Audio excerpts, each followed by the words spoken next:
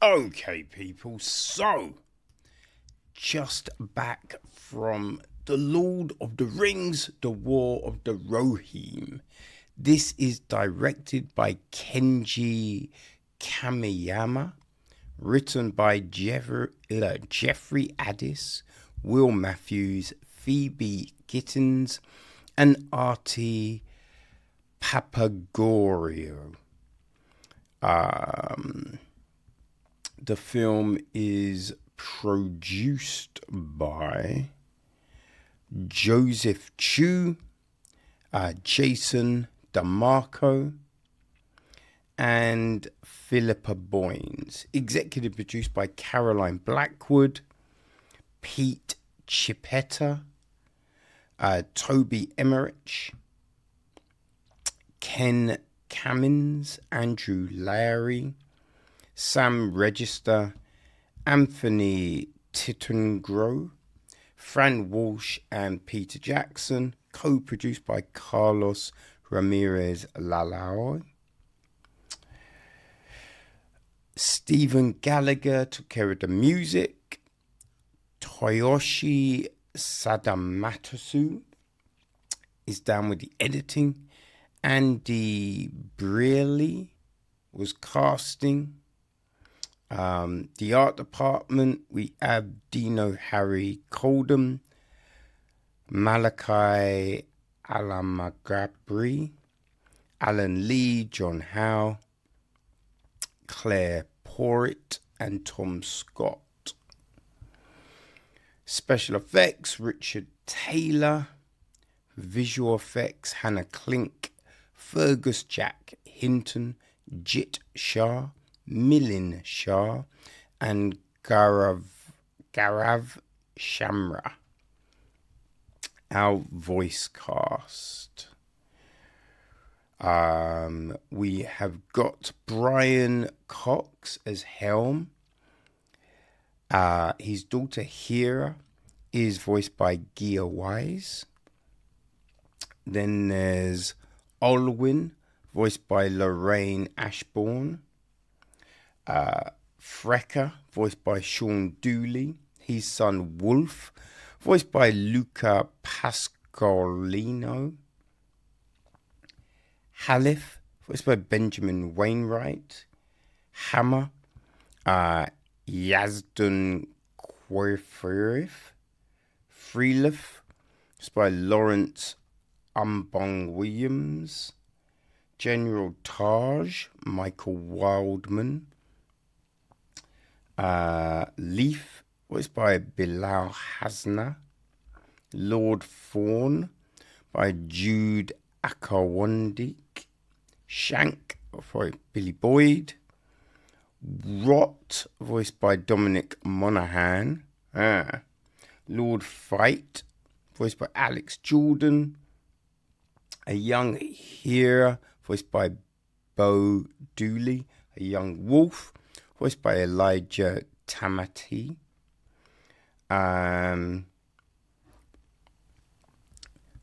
Christopher Lee voices Saruman. And it is narrated by Iowin, again voiced by Miranda Otto, right? Who played Iowin in the actual trilogy, right? The gist of the story, set 183 years before the events chronicled in the original trilogy of films, it tells the fate of the House of Helm Hammerhand, the legendary King of Rohan. A sudden attack by Wulf, a clever and ruthless Lord of Rohan, with dubious ancestry having many ties to Dunland. He seeks vengeance for the death of his father, forces Helm and his people to make a daring last stand in the ancient stronghold of the Hornburg, a mighty fortress that will later come to be known as Helm's Deep. Finding herself in an increasingly desperate situation, Héra, the daughter of Helm, must summon the will to lead the resistance against a deadly enemy intent on their total destruction. So yeah, that's the gist. Now, oh man, there was a lot of places saying that this film is terrible, right? It's not done well in the box office. So I was like, oh man, right? But I wanted to see it because, I love those Lord of the Rings films, but the book, man, I love the book, right? It was ever since this theatre group came to my school as a kid, right? Infant school. And they did a little, obviously it was an abridged, but they did a play of The Hobbit. And that just blew my mind. And ever since, I've just been down with Tolkien.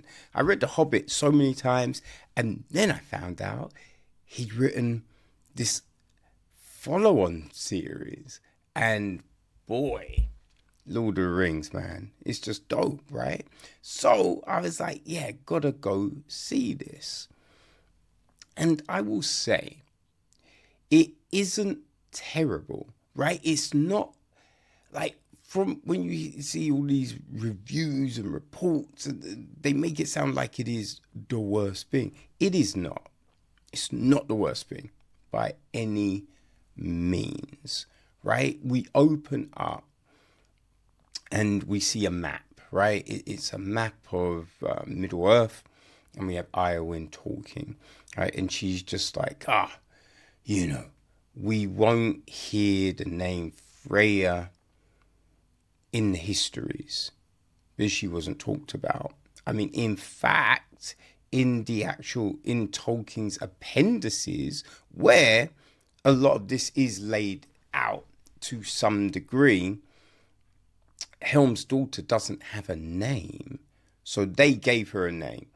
But it was good you got that beginning bit, right? Because I thought, because it is that thing, right? When people try and go, oh, this is what led to, and you're like, but it's never been mentioned. So, really? Right? So by going, you'll never hear her name, right? It just sorts all of that out straight from jump, which is a good thing, you know what I mean? And so, man, then we open up with this mountain range, which looks like a friggin' photo. It looks so realistic. Then we see some eagles, the giant eagles. And Héra is traveling up this mountain to try and, I don't know, get on the good side of the eagles, let's say. She throws this big joint of meat that looks cooked, right? And you're thinking, I think the eagles would want some, raw meat. Doesn't look raw, but, beside the point, right? But that's when you're like, oh yeah, this is anime, right? Anime's always got that very distinctive look, and, the character design isn't bad, right? Isn't bad. Like, production-wise, it's all right, right? Some of the movement looks real jerky, right? There's some, like the horse, there's a bit at the very end, and they're riding, and you just see the top of a head going, boop, boop, boop, boop, and you're just like, that's a horrible shot. Why the fuck is that there? There are some weird, movements, and we do get this weird effect sometimes, and they do this real. We've got a wide shot, then we suddenly zoom in and float around, and then it's suddenly a jerk out, and you're like, oh, that could have been a better transition, So there's some weird things going on, but production-wise, this is not bad at all. I think the story, that's where things get a little shaky, right? Because essentially, this is kind of similar, if you, think about it. It is kind of similar to Theoden's story, when we get the whole bit about the Rohirrim, and they go to Helm's Deep, right? And all of that. And if you recall, in that, they're like, Helm's Deep has never been breached. Which this film does kind of call that into question, right? To some degree. But yeah, it's kind of that story.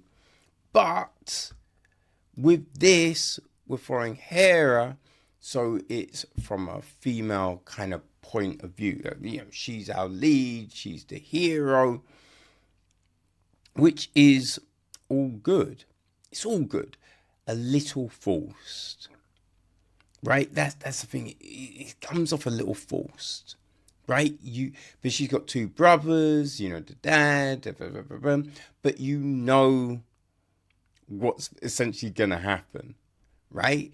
And I think you can tell a story with a strong female lead without having to kind of hammer things home. Because, man, and I was just talking about this the other day, Alien and Aliens. Ripley kicks serious ass. But it was never like, I don't need a man around and blah, blah, blah. Let's get rid of all the men and just shine the light. No. Right? She asks for help sometimes. She needs backup. But she's the lead. Right? She's strong. She's determined. You know what I mean? And that's the thing. Like, again, with Terminator. Oh my God. I can't remember her name now. Oh, Sarah Connor. Yes, iconic, right? They're just two examples, right? We've got Nikita. I mean, there's a load.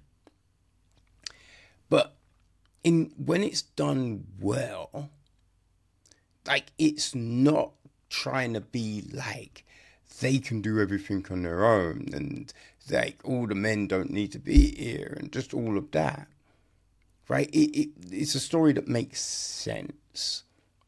Like, there's a bit in this where at the beginning we see her as a kid. She's meant to be this good swords person. She bests this one person. Then we see her get like disarmed. You know, she's atrocious.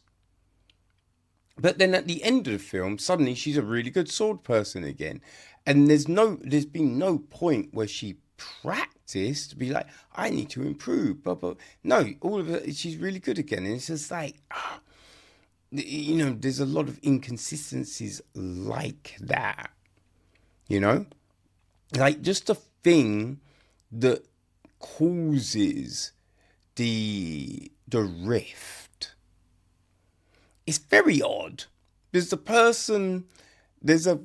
character that calls for the confrontation. So it's like, yo, called for it. You know what I mean? So it's a bit odd in that regard, you know? And then it's just, yeah, again, like, you know exactly where we're going.